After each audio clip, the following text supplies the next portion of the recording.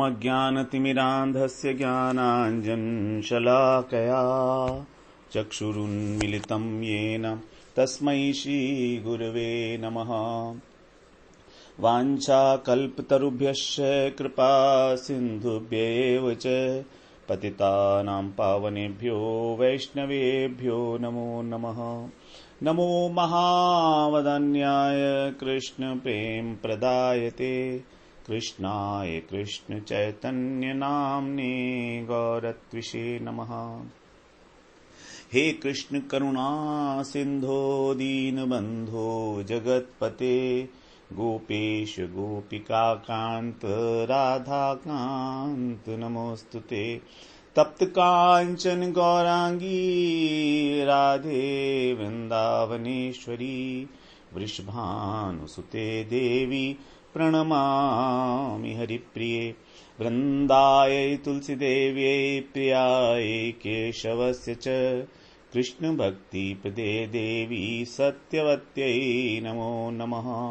श्री कृष्ण चैतन्य प्रभो नित्यानंद श्री अद्वैत गदाधर शिवसदि गौरभक्त वृंद।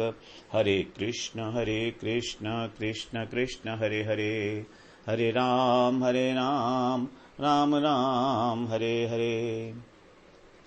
हरे कृष्णा। सर्वप्रथम मैं अपने गुरुपाद पद ओम विष्णुपाद अष्टोत्तर शत श्री श्रीमद् भक्ति वेदांत माधव गोस्वामी महाराज के चरण कमलों में अनंत कोटि दंडवत प्रणाम ज्ञापन करता हूँ। हम लोग श्रीमद् भगवद गीता के 11वें अध्याय का श्रवण कर रहे हैं, जिसमें हम लोगों ने जो इसका संजय जो भगवान का स्वरूप का वर्णन कर रहे हैं विश्व रूप, उसका हम लोग सुन रहे थे। तो उसमें हमारा जो 14वां श्लोक था, अंतिम श्लोक संजय जी ने जो कहा था 6 श्लोकों में, तो उसका हम लोग श्रवण कर रहे थे। तो उसी की हम चर्चा आगे जारी रखते हुए बता रहे हैं। ततः से विस्मयाविष्टो हृष्टरोमा धनंजय प्रणम्य शिरसा देवं कृतांजलिरभाषत।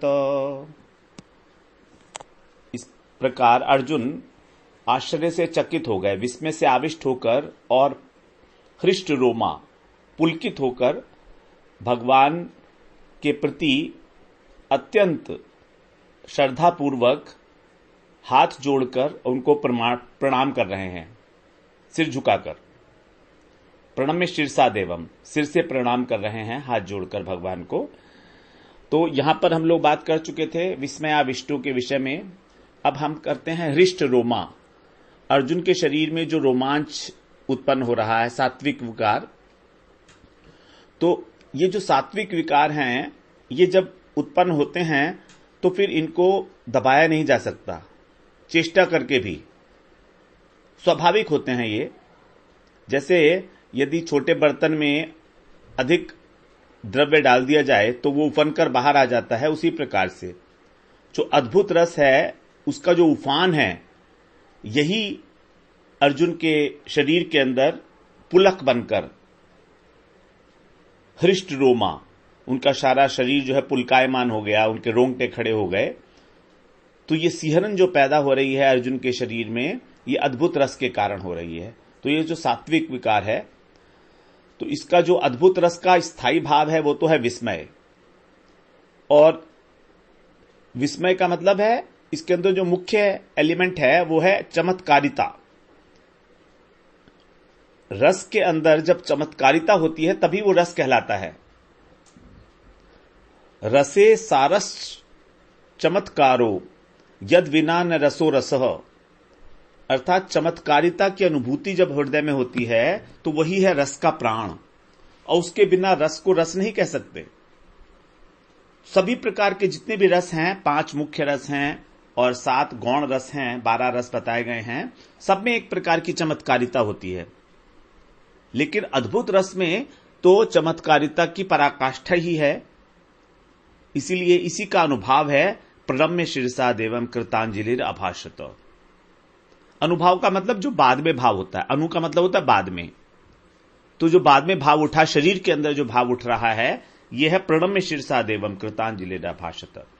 भगवान अर्जुन ने हाथ जोड़ने का प्रयास नहीं किया, अपने आप हाथ जुड़ गए। इतना अधिक हृदय के अंदर उनके विस्मय पैदा हुआ, रस पैदा हुआ कि यही उसका अनुभव देखा जा रहा है शरीर के अंदर जो विकार हो रहा है। तो भगवान की ऐसी अहेतुक कृपा देखकर अर्जुन के हाथ जुड़ गए और जो उनका मस्तक था वो झुक गया अपने आप। तो ये भगवान का जो परम ऐश्वर्यशाली, परम आश्चर्यमय, महान प्रकाशमय स्वरूप था, जिसके प्रति पहले अर्जुन के मन में मित्रता का भाव था, तो मित्रता का भाव तो अब विलुप्त हो गया, सखा भाव नहीं रहा अब कृष्ण के प्रति, लेकिन विश्व रूप के प्रति अब जो है अगाध महिमा और चमत्कारिता वाला जो अनोखा रस था, अद्भुत रस था, वो उनके हृदय में जागृत हुआ, विस्मय भाव। तो अब अर्जुन के हृदय में आदर बुद्धि, श्रद्धा बुद्धि भगवान के प्रति प्रकट हो रही है, और बिजली की गति से, विद्युत की गति से वो जब भाव प्रकट हुआ तो अर्जुन के हाथ अपने आप से जुड़ गए और मस्तक उनका झुक गया भगवान के चरणों में। विनम्र भाव से अब अर्जुन स्तवन कर रहे हैं। हमारी जो भारतीय संस्कृति है उसमें हमेशा प्रणाम करने की एक विधि है, सिर को झुकाकर। इसका बड़ा अर्थ है, प्रणाम जब भी किया जाए तो हमें सर को झुकाकर ही प्रणाम करना चाहिए। अगर सर हमारा बिल्कुल सीधे है तो उस प्रकार से यदि कोई प्रणाम है तो उसको प्रणाम नहीं कहा जाएगा। सिर को झुकाने का मतलब है अहंकार से मुक्ति, और परमार्थ पथ पर आगे बढ़ने के लिए अहंकार से मुक्ति प्रथम स्टेप है। पहला स्टेप यही है कि हमें अपने अहंकार से मुक्ति मिले। यहीं से भगवान की कृपा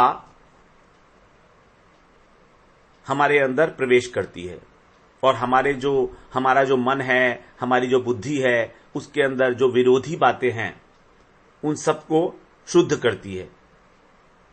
भगवान की कृपा से ही हमारी मन बुद्धि शुद्ध होते हैं, और वो कृपा तभी होती है जब हमारा सिर झुकता है, हम अहंकार भाव से रहित होकर प्रणाम करते हैं।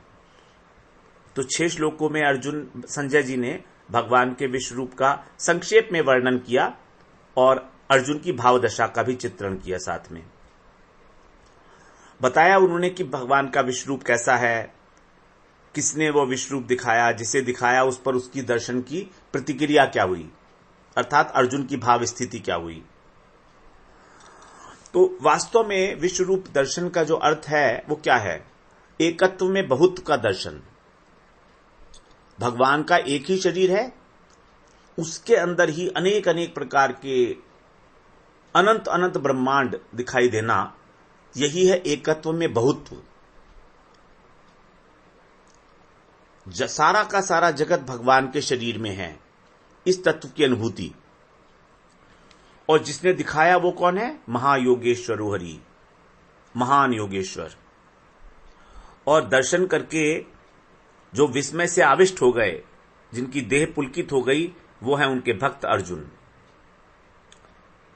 तो 3 बातें हैं यहां पर: विश्वरूप का दर्शन, विश्वरूप को दिखाने वाले भगवान योगेश्वर हरि, और विश्वरूप का दर्शन करने वाले उनके भक्त अर्जुन। ये 3 एलिमेंट्स हैं इस पूरे अध्याय के अंदर। तो अब हम लोग आगे से करेंगे श्रवण कि अर्जुन किस प्रकार से अब भगवान के विश्व रूप का वर्णन करेंगे। 15वें श्लोक से वो आरंभ होगा। उससे पहले हम लोग थोड़ा सा अगर रस की दृष्टि से श्रीमद् भगवद गीता को देखें तो ऐसा जान पड़ता है कि प्रथम अध्याय में करुण रस है। उसको विषाद योग कहा गया ना। जब अर्जुन को बहुत विषाद हो रहा था, मन में दुखी थे बहुत, शोक संविग्न मानसः, रथ में पीछे जाकर बैठ गए, इतने शोकाकुल हो गए, तो करुण रस है वो। द्वितीय अध्याय से और इस अध्याय के 4 श्लोक तक, अर्थात भगवान ने जब तक बात नहीं कही थी अपनी, तब तक शांत रस है। वास्तव में गीता जो है उसमें पूरा शांत रस ही प्रधान रूप से है, तो ये शांत रस हो गया। केवल यहां पर विश्व रूप दिखाने के बाद ही एक नवीन रस का आविर्भाव होता है, अद्भुत रस का। और इस अद्भुत रस का जो स्थायी भाव है वो है विस्मय। तो इस अध्याय में अगर हम देखेंगे तो एक ही वस्तु है विश्व रूप भगवान का। उस विश्व रूप को 3 प्रकार से देखा जा रहा है। पहले 5 श्लोकों में भगवान स्वयं उसका वर्णन कर रहे हैं, अर्जुन को आज्ञा दे रहे हैं कि तुम इसको देखो।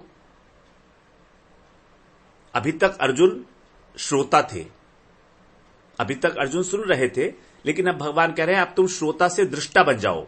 पश्य में पार्थ रूपाणी। इसके बाद संजय जी ने हमको श्रवण कराया कि महायोगेश्वर श्री हरि का जो विश्व रूप था वो कैसा था। दर्शयामास पार्थाय, अर्जुन को दर्शन कराया जिस रूप का। तो अब जो संजय थे वो भी दृष्टा बने हुए थे, देख रहे थे, वे वक्ता बन गए।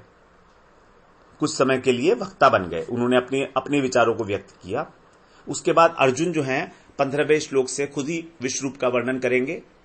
पश्यामि देवांस तव देव देहे, ये सब कुछ मैं तुम्हारी देह में देख रहा हूं। तो सबसे पहले भगवान ने कहा पश्य, फिर अर्जुन ने कहा पश्यामि, मैं देख रहा हूं। भगवान ने तो आज्ञा दी पश्य, फिर अर्जुन कह रहे हैं पश्यामि, अर्थात मैं देख रहा हूं। और बीच में संजय ने कहा दर्शयामास, अर्थात दिखाया। तो इस प्रकार से इस अध्याय में 3 प्रकार से विश्व रूप का वर्णन हुआ भगवान के द्वारा। भगवत कृपा से जिन्हें दिव्य दृष्टि मिली, ऐसे भक्त अर्जुन के द्वारा। और तीसरा, गुरु जी की कृपा से जिनको दिव्य दृष्टि मिली, ऐसे शिष्य के द्वारा, अब वो हैं संजय। तो 3 प्रकार से विश्व रूप का वर्णन हम लोग यहां पर देख रहे हैं, श्रवण कर रहे हैं। अब हम लोग चतुर्थ प्रकरण में प्रवेश करेंगे यहां पर, जिसमें अब अर्जुन भगवान के स्वरूप का, भगवान के विश्व रूप का वर्णन करने जा रहे हैं स्तुति के माध्यम से। तो उसके अंदर अब हमारा छंद का भी परिवर्तन हो जाता है, बसंत तिल का छंद बोलते हैं उसको। तो अब हम लोग चतुर्थ प्रकरण श्रवण करते हैं, अर्जुन के द्वारा विश्व रूप वर्णन। यह हमारा 17 श्लोक तक चलेगा, 15वें श्लोक से 31वें श्लोक तक। इस प्रकरण की विषय वस्तु है विश्व रूप का वर्णन। और यदि हम और सूक्ष्मता से विचार करेंगे तो इसके अंदर भी 3 प्रकार के अंतः प्रकरण हैं। मेन प्रकरण तो है विश्व रूप प्रकरण, विश्व रूप का वर्णन, लेकिन उसमें भी 3 प्रकार की बातें की गई हैं। जैसे पहले 8 श्लोकों में 15वें श्लोक से 22वें श्लोक तक विषय वस्तु का वर्णन, जिसमें भगवान का जो विश्व रूप है अद्भुत, तो अद्भुत रस का उसके अंदर वर्णन है। इस अद्भुत रस का जो स्थायी भाव है वो है विस्मय। उसके बाद फिर 8 श्लोकों में 23 से 30 तक जो विषय वस्तु है वो भयानक है, भयानक रस प्रधान है, जिसका स्थायी भाव है भय। तो यहां पर भयानक रस भी आ गया इसी अध्याय के अंदर। पहले अंश में अर्जुन विस्मित हैं,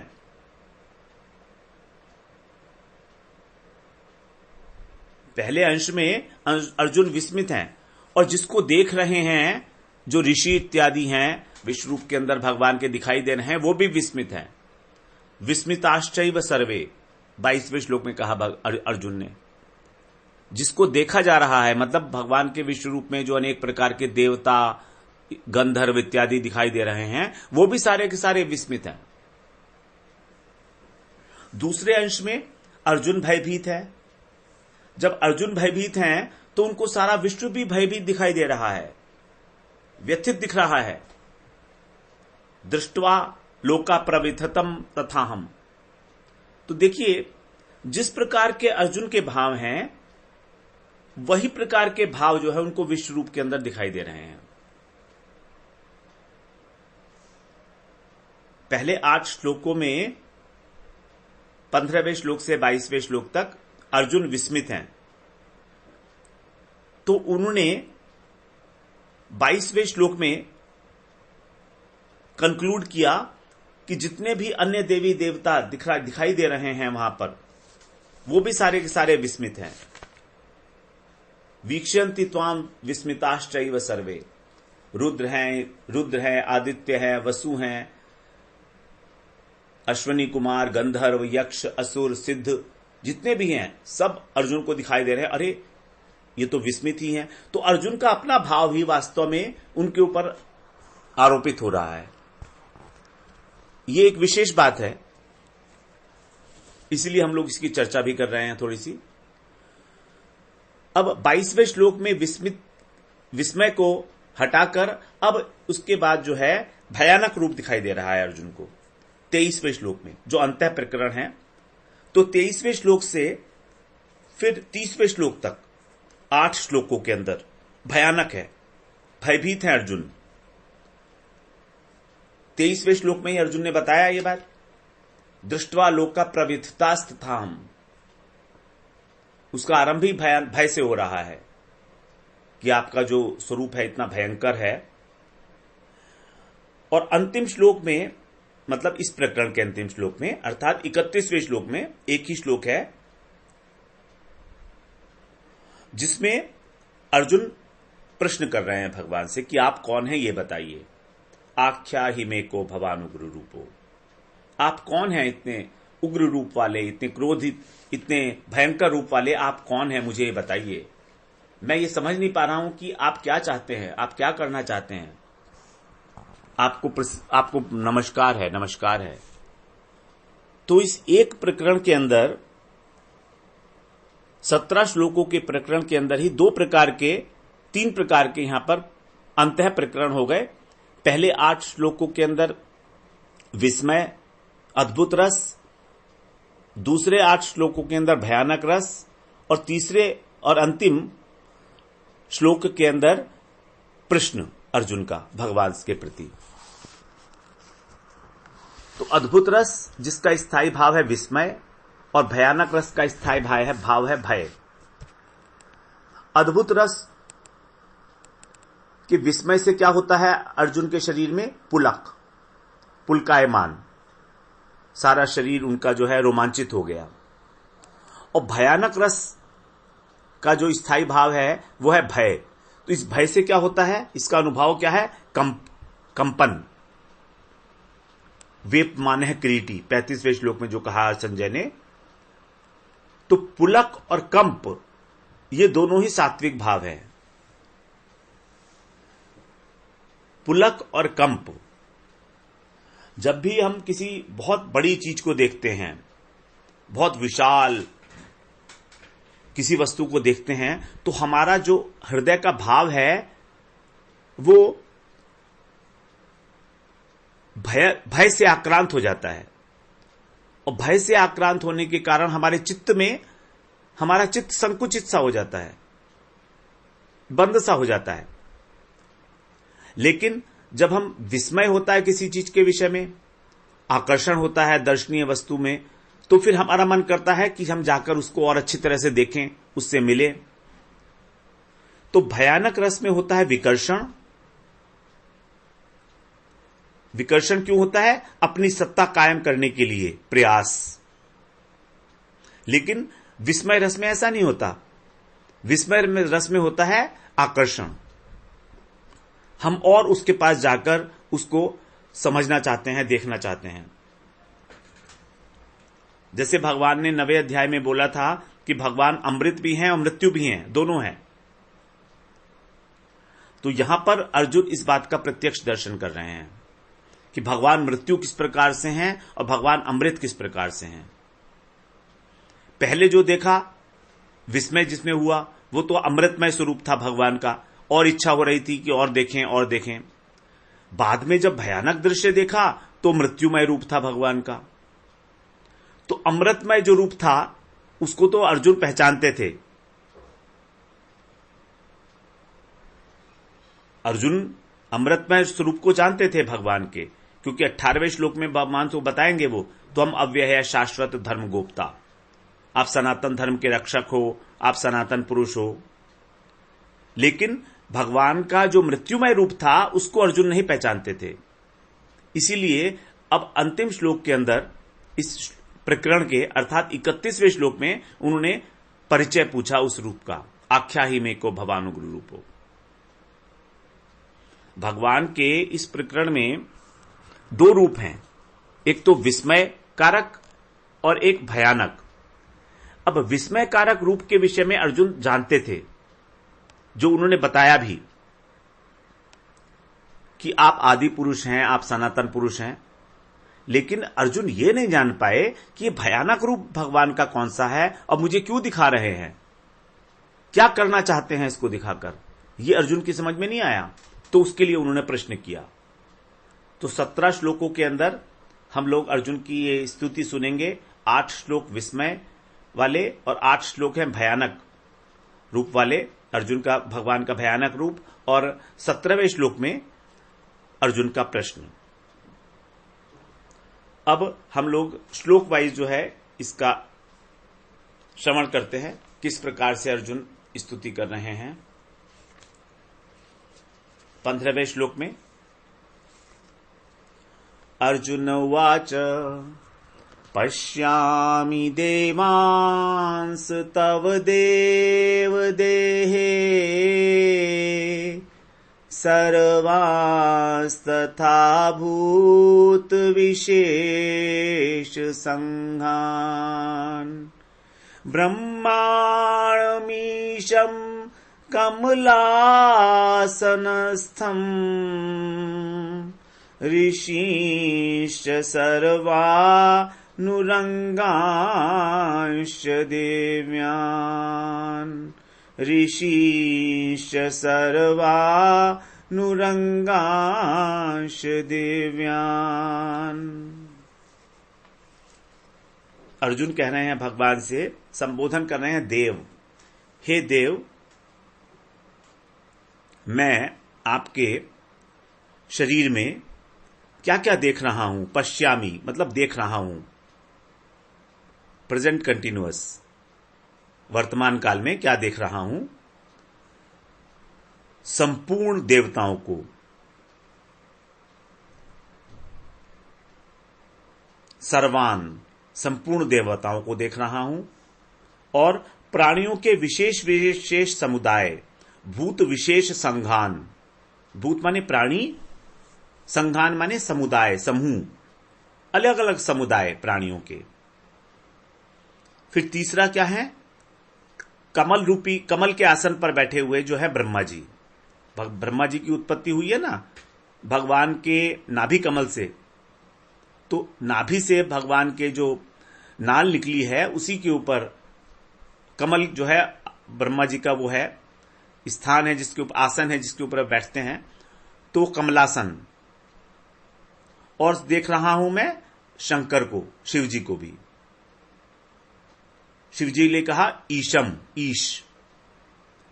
और संपूर्ण ऋषियों को, ऋषिश्च सर्वान, सभी ऋषियों को देख रहा हूं। और देख रहा हूं उर्गांश दिव्यान, दिव्य सर्पों को। सर्प को कहा जाता है उरग। उर का मतलब है वक्षस्थल, ग का मतलब है गमन करना। जो वक्षस्थल के माध्यम से गमन करते हैं, चलते हैं, अर्थात पेट के बल चलते हैं, वक्ष के बल चलते हैं, रेंग रेंग कर, तो उसको कहा जाता है उरग। इसलिए तो दिव्य सर्पों को देख रहा हूं मैं। तो यहां पर 6 चीजें बताई अर्जुन ने, संपूर्ण देवताओं को, प्राणियों के अनेक अनेक विशेष समुदायों को, ब्रह्मा जी को, शिव जी को, ऋषियों को और दिव्य सर्पों को। ये 6 चीजें जो हैं अर्जुन इस समय देख रहे हैं भगवान के शरीर में वर्तमान काल में। तो भगवान के द्वारा जो दिव्य दृष्टि प्रदान की गई है उसके द्वारा अब यहां से अर्जुन देख रहे हैं कि इस त्रिलोकी के अंदर सारे के सारे लोग उनको अपने आप सामने दिखाई दे रहे हैं। और त्रिलोकी नहीं, केवल ब्रह्मा विष्णु महेश भी उनको दिख रहे हैं, जो इस संसार के सृजनकर्ता, पालनकर्ता और संहार करता हैं। ब्रह्मा जी सृजन करते हैं ब्रह्मांड का, विष्णु उसका पालन करते हैं, रक्षा करते हैं, और शंकर जी उसका संहार करते हैं। इन तीनों को भी देख रहे हैं वो। इसमें विष्णु जी की बात नहीं है, वो आगे आएगी। इसके अतिरिक्त जितने भी देवी देवता हैं सबको देख रहे हैं। प्राणियों के अनेक समुदाय हैं, उनको देख रहे हैं। ब्रह्मा जी को, कमल की नाल को देख रहे हैं। नाल का जो उद्गम स्थान है, उद्गम स्थान कहां है? गर्भोदकशाही विष्णु। तो उनको गर्भोदकशाही विष्णु भी दिख रहे हैं, और कैलाश पर्वत पर बैठे शंकर जी भी दिख रहे हैं। पृथ्वी पर रहने वाले सभी ऋषि दिख रहे हैं, और सर्प लोग पाताल में रहते हैं, तो पाताल लोक भी दिख रहा है। तो पाताल लोक से लेके ब्रह्म लोक तक, और उसके भी आगे शंकर जी का स्थान कैलाश लोक भी दिख रहा है अर्जुन को। तो ब्रह्मलोक, पृथ्वी और पाताल 14 भुवन दिख रहे हैं। और ये सब अलग अलग नहीं दिख रहे हैं, बल्कि एक ही जगह पर एक ही साथ है, लेकिन अलग अलग विभागों में दिख रहे हैं। विभाग अलग अलग हैं। प्रविभक्तम अनेकधा, जो पहले बताए हैं, प्रविभक्तम अनेकधा। तो यहां पर जो अर्जुन दर्शन करने के बाद वर्णन नहीं कर रहे हैं, बल्कि देखते देखते ही कर रहे हैं, इसलिए उन्होंने कहा पश्यामी। वास्तव में जो संस्कृत के अंदर नियम है उसमें अधिकतर पश्यामी क्रिया है। तो क्रिया के द्वारा श्लोक का आरंभ नहीं होता है साधारण रूप से। साधारण रूप से क्रिया का श्लोक से आरंभ नहीं होता है, क्रियापद से श्लोक का। लेकिन अर्जुन के हृदय में उद्गार इतने अधिक हैं, उनका हृदय इतना अभिभूत है भय से, विस्मय से, कि वो इस बात के ऊपर अभी ध्यान ही नहीं दिए हैं कि पश्यामी क्रियापद है, और क्रियापद से श्लोक का आरंभ नहीं किया जाता है अधिकतर। तीसरी बात यह है कि यहां पर देखिए श्लोक में छंद का भी परिवर्तन हो गया। अभी तक अनुष्टुप छंद चल रहा था, और यहां पर आ गया बसंत तिल का छंद। अनुष्टुप छंद में 32 अक्षर होते हैं। प्रत्येक चरण 4 चरण होते हैं, और प्रत्येक चरण में 8-8 अक्षर होते हैं। लेकिन यहां पर ये जो छंद है बसंत तिल का, ये उपजाति के अंदर आता है, और इसमें 11 अक्षर होते हैं प्रत्येक चरण में। तो टोटल इसके अंदर हो जाते हैं हमारे 44 अक्षर। अब जब अक्षर बढ़ गए तो जो बात बताई जा रही है उसका वजन बढ़ गया। हमारे जो अक्षर हैं, हमारे जो शब्द मुंह से निकलते हैं, उनके अंदर जो वजन होता है, उनके अंदर जो वेटेज होती है, वो अक्षरों के ऊपर ही तो डिपेंड करेगी ना कि कितने अक्षर हैं। तो इसके अंदर 44 अक्षर हो गए इस छंद के अंदर, और उसमें होते थे 32 अक्षर, अर्थात 12 अक्षर इसमें बढ़ गए। मतलब ये भाव को अच्छी प्रकार से वहन करने में समर्थ हो गया, भारी हो गया। भारी तो हो गया, लेकिन इसका वेग कम हो गया। अर्थात इसको गाया जाएगा धीरे धीरे, जल्दी जल्दी नहीं बोल सकते, क्योंकि जब हमारे ऊपर वजन ज्यादा होता है तो हमारी चाल जो है, गति जो है, वो धीमी हो जाती है। तो इस प्रकार से यहां पर ये छंद वसंत तिल का छंद है, और अभी तक अनुष्टुप छंद में हमारी बात चल रही थी। तो हम थोड़ी सी इस चर्चा को आगे करते हुए फिर 16वें श्लोक में प्रवेश करेंगे। वांछा कल्पतरुभ्यश्च कृपा सिंधुभ्यैव च पतितानां पावनेभ्यो वैष्णवेभ्यो नमो नमः।